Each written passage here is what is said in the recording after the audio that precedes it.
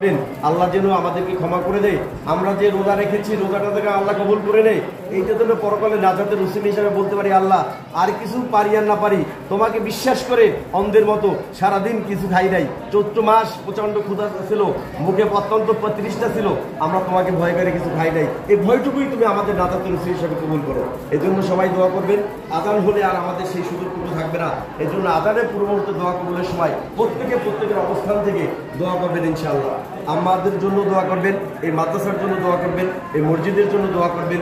এই মাদ্রাসার জমিদাতা আব্দুর রব চাচা পাশেই শুয়ে আছে। তিনি যদি জমি না দিয়ে যেতেন এখানে এত সুন্দর প্রতিষ্ঠান হতো না, আজকে হয়তো এই আয়োজনও হতো না।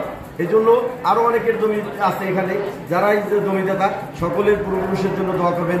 যারা শ্রম দিচ্ছে, মেধা দিচ্ছে, বিভিন্ন জায়গা থেকে, বিশ্বের চেনা অচেনা জায়গা থেকে আমাদেরকে সহযোগিতা করতেছে, সেই জায়গা থেকে তাদের জন্য দোয়া করবেন ইনশাআল্লাহ। তো আপনাদের কাছে সেই দোয়া চেয়ে, ভুল ত্রুটি যদি হয়তো থাকে সেটা ক্ষমা সুন্দর দৃষ্টি থেকে দেখবেন। আমাদের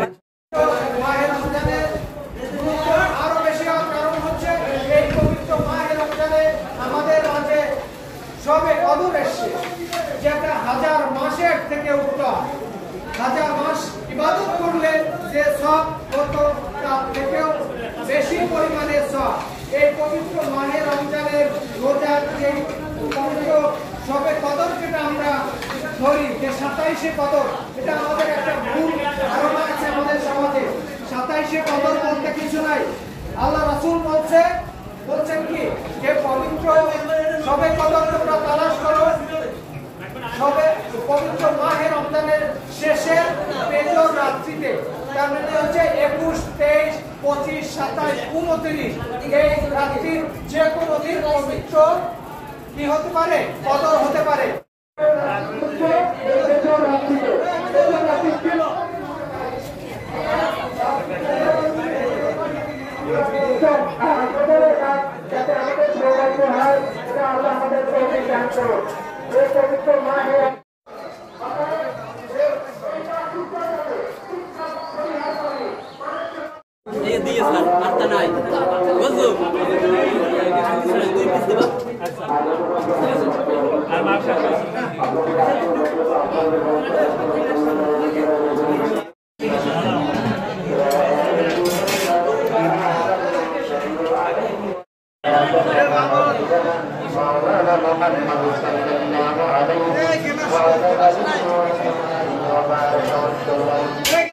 একটা সময় হচ্ছে ইফতারির সময়।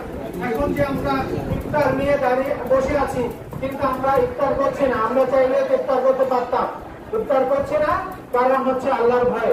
একটা নির্দিষ্ট সময় থেকে নির্দিষ্ট সময় পর্যন্ত আমরা পানাহার থেকে ত্যাগ করে সমস্ত পাপাচার থেকে পাপাচার